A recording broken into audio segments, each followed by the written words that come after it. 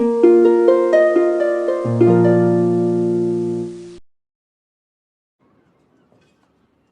have no wish to speak to anyone, least of all you. Come, Georgiana. It's no time you ventured outside. Leave them! Hi, we are in episode 7 of season 1 of Sanditon. We reached this point and I'm not ready for episode 7 because I already know what's going to happen. But we started off with that scene of Georgiana going through the breakup process, being very moody, very down on herself, and just depressed about what happened within the last week of her life. And Sydney trying to be there for her as a guardian and check on her, and this is like the first time he actually approved of her to go outside and see the sun. I am all too aware that I have fallen short as your guardian. But please believe that I am sincere in my desire to make amends. Men like you cannot change. When you watch through season 1, you will get to understand the perception that Georgiana had on Sydney. She always believed that Sydney would never change for the better. He will always be that mean, harsh man that never listened to both sides to her story, especially how Sydney never supported her and never supported her relationship with Otis. And even though the way it ended, her relationship with Otis, like she knew she had to break it off with him for the best of her own interest, but she still hated Sydney just because she knew that Sydney had some control, some power in her relationship with Otis. She could, still run away with Otis, right? But she knew at the end that she needed to take care of herself first and no one else. And she knew that she had to be single and that she had to move on from Otis. Sydney never supported her completely as a guardian, and he never really checked up on her like 100%. I would say that he checked on her like probably between 25 to 50% of the time. Sydney never really showed that interest, the love that a guardian should show to the minors, to the children. Now Sydney trying to make amends, trying to make it right.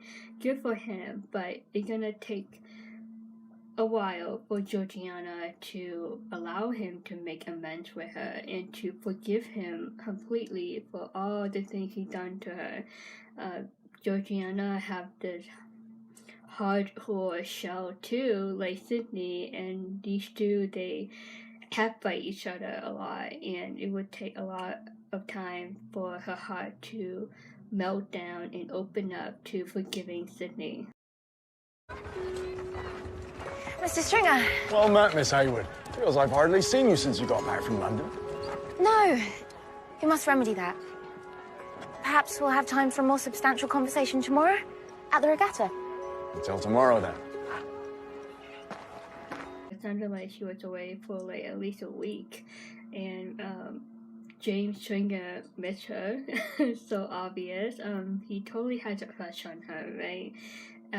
But Charlotte, she values her friendship with James, and it shows that when she asked him if they could hang out the next day at the regatta. Miss Hayward. Mr. Parker. How did you find her? Oh, I dare say you'll have more luck. I might wait for you downstairs, if you don't mind. No, not at all. Remember when they ran into each other outside of Georgiana's room earlier this season? He was annoyed at her, like he was like, why do we keep running into each other? Now they ran into each other again, and he was happy. Edward and I had no choice but to burn it. We agreed a half share each was a far more agreeable outcome. Edward would never conspire with you. He regards you with absolute contempt. Lady Denham fell sick in episode 6, and now she's still sick in episode 7. She's basically on her deathbed right now, as we speak about this scene. And Clara is admitting to Esther what she did with Edward the other day. And yet, there is no way to feign the kind of fondness he showed me. You're lying. I was lying. We both were. On the drawing room floor, if you must know. So Clara and Edward had sex with one another on the floor of the drawing room. Thank God I did not show that. But anyway, it was disrespectful, especially doing that in your own house. Disgusting. He was touchingly eager, like a little boy. Has that been your experience too?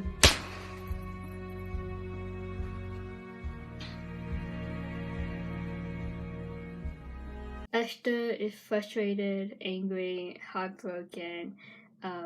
Clara basically teasing her about Clara's experience in having that intimate moment with Edward. Esther, of course, must be jealous, but more than that, it was just like a broken trust, a broken bridge that she had with Edward. She thought that she had Edward all to herself, but now she finds out that Edward went to Clara and did what Esther decided to do with Edward, but Clara did it first. So this is like a guilt half fight right now, and I think Clara did not expect that slap to happen, but Esther can be very emotional, and when she's very angry, she can do crazy things, like a slap on the face. Oh. Could it be that you have never given yourself to him? Small wonder he was so keen to take his pleasure elsewhere. Clara could have slapped back to her on Esther's face, right? But she did not. She composed herself, and she continued to tease Esther and kind of like bully her, make fun of her, like, oh, you did not get the opportunity to have an intimate moment with Edward. Clara can be a very evil woman, and if you compare Clara and Esther side by side, I think Clara is like the worst of the two evils. You must be patient with Georgiana. Every minute spent apart is, well, you know how sharp the agony of separation can be. Yes, I suspect you're right, Miss Hayward. Charlotte giving advice to Sydney about being patient with Georgiana. He accepted that. He did not argue. He did not give her a hard time about it. Well, the fate has a strange way of surprising even the most jaded amongst us. You're not nearly as unfeeling as you pretend. Well, if that is the case, I would ask you to keep it to yourself. I have a reputation to uphold. Secret is safe with me. He seemed to be very smiley in the scene, while he making a joke about keeping it a secret to hold up his reputation, and Charlotte went along with his joke, and she seemed to enjoy that too. They are very comfortable with one another at this point, and they are very easygoing now, like everything good, besides Eliza being in town. He betrayed us when he and Clara lay with each other on your drawing room floor. He betrayed us when he and Clara conspired to burn your will and share your fortune. Everyone in this episode in Sanditon thinks that Lady Denham is going to die, and keep in mind though, in the back of your mind, if she dies, Tom Parker is gonna lose a lot of money in the investment toward building Sanditon, because Lady Denham is a huge investor. she has that business relationship with Tom Parker.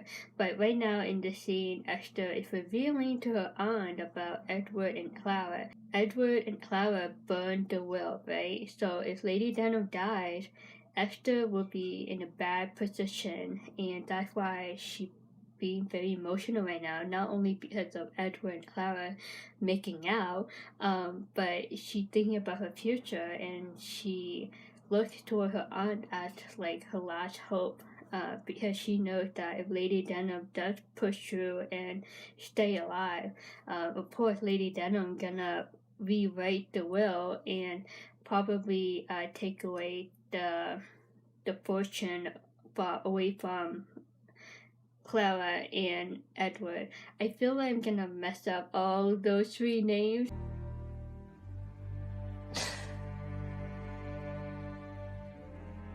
I truly hope you find happiness in heaven. I truly hope you find happiness in heaven. That sums up how she feels about her love for Edward and how she wanted him all along, and he made the move to have sex with Clara instead of Esther. So Esther feeling like it's like her boyfriend cheated on her without, making it official boyfriend and girlfriend relationship. So that's why she's being so emotional and heartbroken right now. Hello, Mrs. Campion. Sidney has asked Eliza to stay in the ghetto. Isn't that a wonderful? You're welcome. I must say that Eliza came to the Parker house, and if you see, her hand was like on Sidney's arm, like an actual couple. Rude. But I don't blame Charlotte. She started to think like, okay, what should I do? Like, should I chase after Sidney, or should I just like let him be and let him decide what he wants? Sidney catches Charlotte looking over, and it was that look of like, I know you're there, and I know this sucks right now, and it's not something that he wanted. Like, he didn't want Eliza to come back into the picture. Like, he didn't ask for it, and the universe somehow threw her back into his life, and it's like confusing him a little bit. Like, what does this mean? Like, should I go with Eliza, like give it another chance, or should I chase for true love, true happiness that he found in Charlotte and go with Charlotte instead?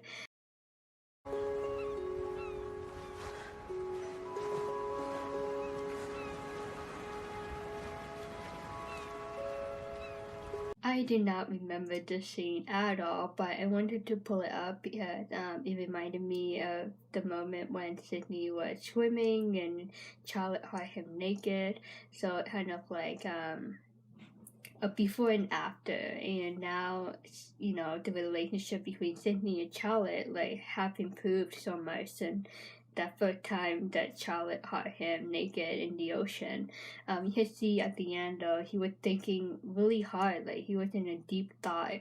And we all know that he's thinking about his future and if he should be with Eliza or Charlotte.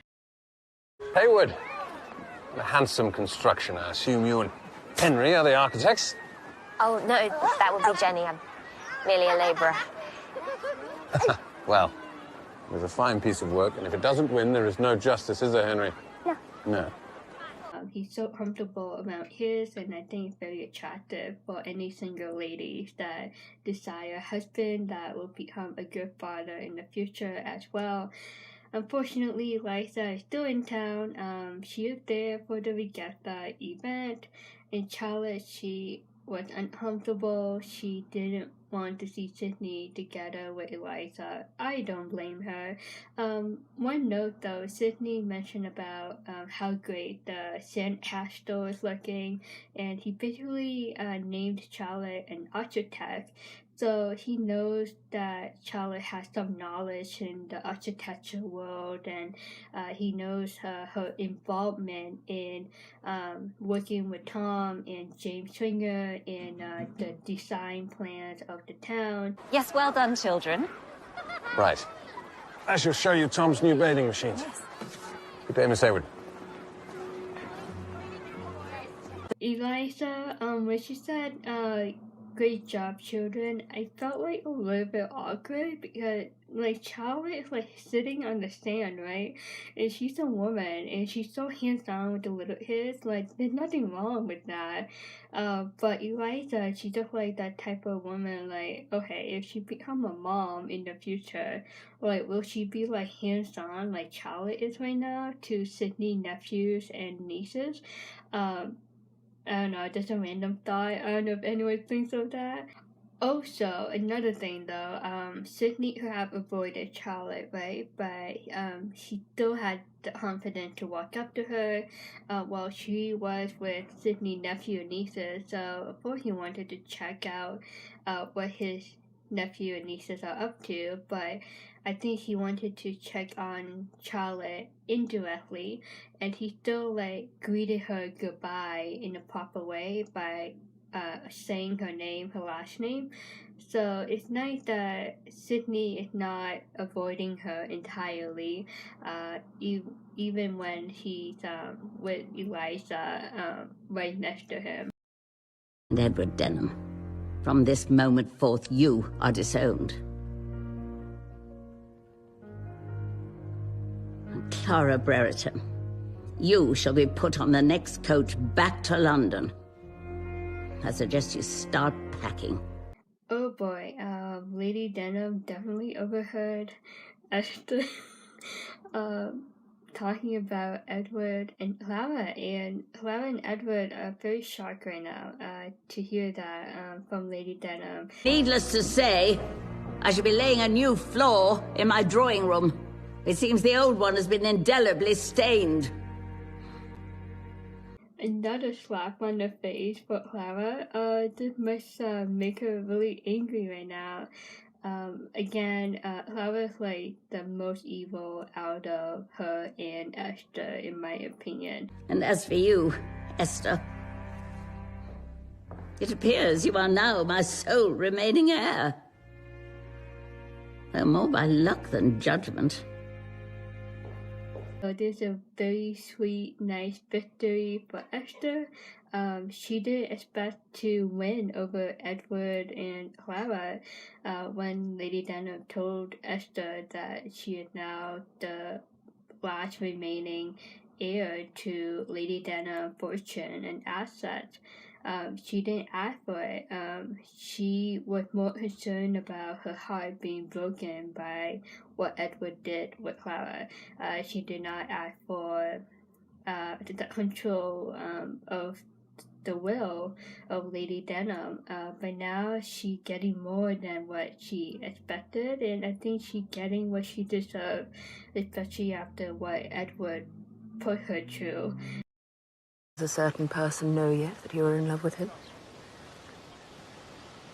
I fear you're mistaken, my lady. I am not. Susan. And I am never wrong when it comes to matters of the heart.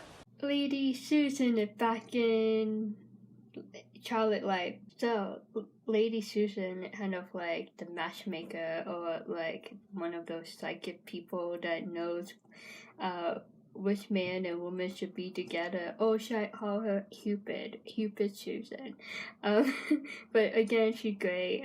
She wants to help Charlotte. Even if it were true, he is spoken for. Oh, yes, I know all about Mrs. C. She must be the wealthiest widow in the country. Not to mention the most elegant. I can see why you would find her a dispiriting rival. The biggest obstacle, I mean, it's obvious, is Eliza, and that's why Charlotte is not telling Sydney her feelings. Funny though, Susan is willing to do anything for Charlotte to get her to be with Sydney. We'll see what happens later on, but it's just really funny though. Like, Susan, like, go for it, and Charlotte, like, you have no idea how this makes me feel. Like, I'm not gonna tell him. Like, I'm not gonna tell him when Eliza's in town. Like, I don't want to mess up the universe plan if Eliza is supposed to be with Sydney. Miss Hayward, I wonder whether I might persuade you to take a walk with me, unless now's not. Oh, no, now's the perfect time. I need to make sure everything stands ready at the starting line. Perhaps you could accompany me? After the conversation of Susan and Charlotte, Susan went to talk to Eliza, and Charlotte didn't want anything to do with it. So she basically escaped, ran away, and James Stringer to the rescue asked Charlotte if she wanted to hang out with him. And she was like, great, this is awesome, great timing, let's talk. James had no idea, and he doesn't have any idea that Charlotte is falling for Sydney, not him. There's no need to rush things. And why not? She's beautiful, witty, and rich. You have loved her for a decade. Why would there be the slightest doubt in your mind? You know, it is a strange feeling. You've wanted something impossible for so long, and suddenly it's within your grasp. Told you, Tom Parker is Team Eliza. Tom has no idea that there's something going on between Charlotte and Sydney. I would say, though, Tom was very blind when Charlotte and Sydney danced the other night. I thought that dance was full of passion and chemistry. Anyway, so this boy talk, really nice to hear it, though. We want to hear what's going on in Sydney's mind. He doesn't want to rush anything. It's something that's very fragile. He wants to be sure that the woman that he marries is the right woman. Do you know, for years all I knew about my brother Sidney was that he was driven to the West Indies with a broken heart. And what's your point, Harvey? I admire your spirit of forgiveness, that is all. If it were me, I do not think I could bring myself to trust her again. Arthur Parker is a jolly, happy guy, and it's very rare to see him very serious and talk about serious matters. You don't really see him going after a woman just yet. But he made a good point. Why would you go through that again? This might be a false notion, a false sign. Maybe you shouldn't go after Eliza. Maybe there's a better woman for you, Charlotte. But it's really nice of Arthur to give that perspective, because Tom Parker is all about Team Eliza. He really didn't give a deep, good wisdom to Sydney, but Arthur, on the other hand, the very younger brother of the Parker family, gave a great point to Sydney. And I think it's gonna play a role in Sydney's decision on whether he should be with Eliza or Charlotte.